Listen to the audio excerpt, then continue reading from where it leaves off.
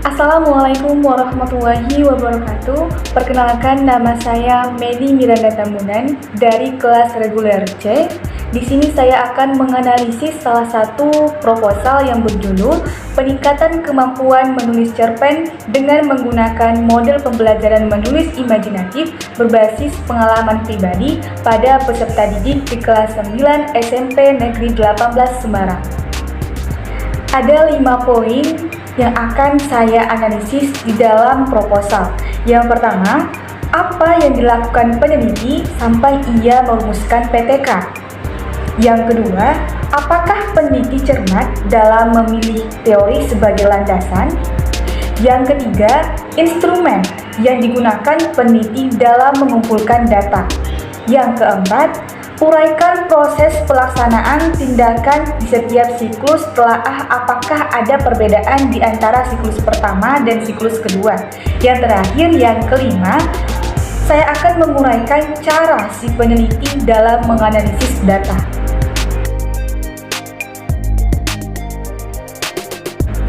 Baik, masuklah kita kepada poin yang pertama, yaitu apa yang dilakukan peneliti sampai ia merumuskan PTK.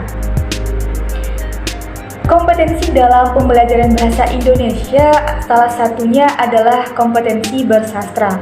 Menulis merupakan salah satu dari 4 keterampilan bahasa, di samping menyimak, berbicara, dan membaca.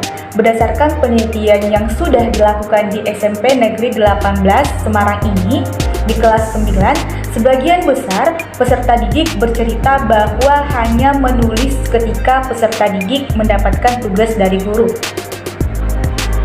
Sehingga dapat disimpulkan bahwa tidak setiap peserta didik menyukai sastra, lebih-lebih menulis sastra dalam bentuk cerpen. Banyak peserta didik beranggapan bahwa menulis atau berkarya di bidang sastra adalah sebuah bakat. Nah, kenyataan inilah yang menjadi motivasi peneliti untuk melaksanakan penelitian tindakan kelas, sehingga anggapan peserta didik pada umumnya ini dapat ditepis.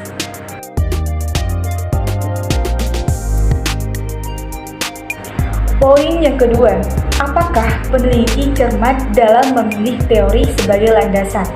Nah, menurut saya, peneliti sudah cermat di dalam memilih teori sebagai landasan, dikarenakan pada proposal sudah dipaparkan pendapat para ahli mengenai keterampilan menulis cerpen, pengalaman diri sendiri, model pembelajaran menulis imajinatif, dan menulis cerita pendek berdasarkan kehidupan diri sendiri dengan model pembelajaran menulis imajinatif. Sehingga menurut saya pribadi, proposal yang telah saya analisis sudah cermat dalam memilih teori. Selanjutnya kita akan masuk kepada poin yang ketiga, yaitu instrumen yang digunakan peneliti dalam mengumpulkan data. Di dalam proposal penelitian yang telah saya analisis, instrumen yang digunakan untuk mengumpulkan data dalam penelitian adalah tes dan non-tes. Tes digunakan peneliti untuk mengetahui kemampuan peserta didik dalam menulis cerpen. Sedangkan bentuk non-tes dalam penelitian ini berupa lembar observasi, lembar wawancara, dan lembar jurnal peserta didik untuk mengungkapkan perubahan tingkah laku siswa. Berikut adalah instrumen yang digunakan di dalam proposal penelitian.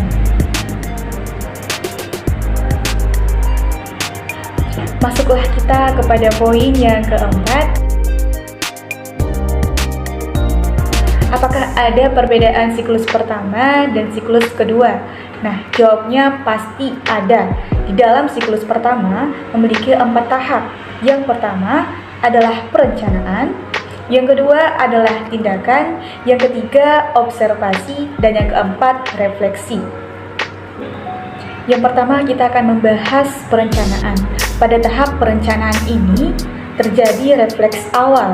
Nah, kegiatan yang dilakukan berupa renungan atau pemikiran terhadap wawancara dengan guru mata pelajaran Bahasa Indonesia kelas 9 SMP 18 Semarang.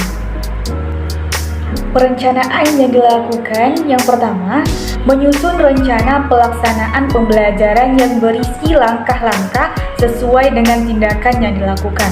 Yang kedua, mempersiapkan fasilitas dan sarana pendukung yang diperlukan di kelas, yang meliputi media pembelajaran dan peralatan untuk kegiatan belajar mengajar. Yang ketiga, menyiapkan instrumen yang akan digunakan antara lain berupa pedoman penilaian, wawancara, observasi, jurnal, dan dokumentasi. Yang keempat, menyusun rencana evaluasi. Dan yang kelima, berkolaborasi dengan guru mata pelajaran bahasa dan sastra Indonesia dan teman sejawat tentang kegiatan pembelajaran yang akan dilaksanakan. Yang kedua, tindakan. Tindakan yang akan dilakukan peneliti pada pembelajaran bahasa dan sastra Indonesia adalah tindakan yang sudah dirancang pada tahap perencanaan atau tindakan merupakan proses pembelajaran yang telah disesuaikan oleh peneliti pada tahap perencanaan. Nah, pada tahap pendahuluan ini meliputi yang pertama, guru melakukan apresiasi, yang kedua, guru menjelaskan tujuan pembelajaran. Yang ketiga adalah observasi. Observasi di dalam penelitian ini adalah pengamatan dari peneliti terhadap kegiatan peserta didik selama proses penelitian langsung serta respon dan dampak terhadap peserta didik setelah kegiatan pembelajaran berlangsung. Yang keempat, refleksi. Setelah pelaksanaan tindakan, penelitian menganalisis tentang prosedur terhadap hasil pemantauan. Nah, terhadap hasil refleksi ini, peneliti mempertimbangkan dan melakukan revisi untuk perbaikan terhadap rencana selanjutnya, yaitu terhadap rencana siklus kedua. Setelah siklus pertama, kita akan masuk ke dalam siklus kedua. Di dalam siklus kedua ini juga memiliki 4 tahapan. Yang pertama, perencanaan, kedua, tindakan, yang ketiga, observasi, dan yang keempat, refleksi. Perencanaan. Pada tahap perencanaan siklus kedua merupakan perbaikan dari tahap siklus yang pertama. Dalam perencanaan, peneliti mempersiapkan yang pertama, mengadakan perbaikan dalam penyusun rencana pembelajaran dengan memanfaatkan pengalaman pribadi dengan model pembelajaran menulis imajinatif. Yang kedua adalah tindakan. Pada tahap tindakan, yaitu tahap melakukan proses pembelajaran yang telah disusun pada tahap perencanaan.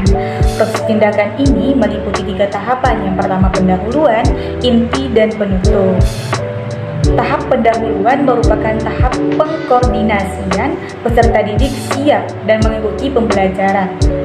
Kemudian pada tahap inti meliputi guru mengulas sedikit tentang materi cerpen dan model pembelajaran menulis imajinatif. Guru menugaskan peserta didik untuk menentukan beberapa topik yang akan dikembangkan ke dalam sebuah cerpen. Peserta didik menentukan salah satu topik yang akan dijadikan sebagai topik dalam cerpen yang akan ditulisnya. Terakhir adalah guru menugaskan peserta didik menulis cerpen dengan model pembelajaran menulis imajinatif berbasis pengalaman pribadi. Yang ketiga, observasi. Observasi dilakukan selama kegiatan pembelajaran berlangsung. Dalam observasi ini akan diungkapkan segala peristiwa yang berhubungan dengan pembelajaran, baik aktivitas selama kegiatan pembelajaran maupun respon peserta didik terhadap model pembelajaran menulis imajinatif berbasis pengalaman pribadi. Sehingga dapat disimpulkan bahwasanya perencanaan siklus kedua merupakan perbaikan pada siklus yang pertama. Masuklah kita kepada poin yang kelima, cara peneliti menganalisis data. Nah, di dalam proposal yang telah saya analisis bahwasanya peneliti menganalisis secara kualitatif dan kuantitatif. Nah, pertama kita akan membahas secara kuantitatif. Analisis kuantitatif dipakai untuk menganalisis kuantitatif. Pada teknik kuantitatif, peneliti menganalisis hasil kuantitatif dari peserta didik. Adapun yang diperoleh dari peserta didik kemudian dikoreksi dengan memberikan nilai. Analisis data hasil tes secara kuantitatif dihitung secara persentase dengan langkah-langkah sebagai berikut. Yang pertama, menghitung nilai kumulatif dari seluruh aspek. Yang kedua, merekap nilai yang telah diperoleh peserta didik. Yang ketiga, menghitung nilai rata-rata peserta didik. Yang keempat, menghitung persentase nilai. Nah, Setelah itu, nilai direkap keseluruhannya untuk dihitung nilai akhir. Rumus yang digunakan untuk menghitung nilai akhir keterampilan menulis cerpen adalah nilai rata-rata sama dengan jumlah nilai seluruh siswa per jumlah siswa. Kemudian, hasil perhitungan nilai peserta didik kemudian dibandingkan, yaitu antara hasil tes siklus yang pertama dan siklus yang kedua. Kemudian dihitung persentase peningkatan nilai setiap aspek pada siklus yang pertama dan siklus yang kedua. Hasil ini akan memberikan gambaran mengenai persentase peningkatan kompetensi siswa dalam cerpen dengan model pembelajaran berbasis imajinatif. Yang kedua adalah teknik kualitatif. Analisis kualitatif digunakan untuk menganalisis data-data kualitatif. Data-data kualitatif ini diperoleh dari data non-tes seperti observasi, wawancara, dan dokumen foto. Data-data tersebut dianalisis dan dideskripsikan. Tersebut digunakan sebagai dasar untuk mengetahui perubahan perilaku peserta didik setelah mengikuti pembelajaran model pembelajaran berbasis imajinatif. Adapun langkah penganalisisan data kualitatif adalah dengan menganalisis lembar observasi yang telah diisi saat pembelajaran. Wawancara dipakai untuk mencari dan mengetahui adanya kesesuaian antara informasi yang diperoleh melalui keduanya. Nah, hal ini disebabkan karena setiap instrumen memiliki kelemahan. Adapun dokumentasi yang digunakan dalam penelitian ini adalah foto. Analisis data diambil dari dokumentasi berupa pendeskripsian fenomena yang muncul dalam foto tersebut. Foto ini merupakan bukti otentik dari aktivitas peserta didik saat pembelajaran berlangsung.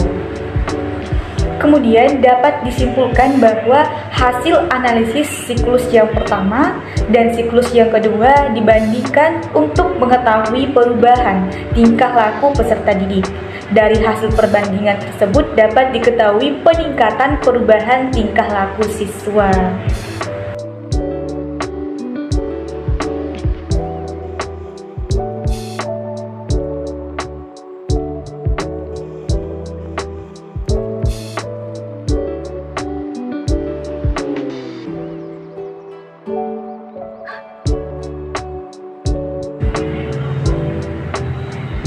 Assalamualaikum warahmatullahi wabarakatuh. Perkenalkan, nama saya Meli Miranda Tambunan dengan NIM 2202111001 dari kelas reguler C.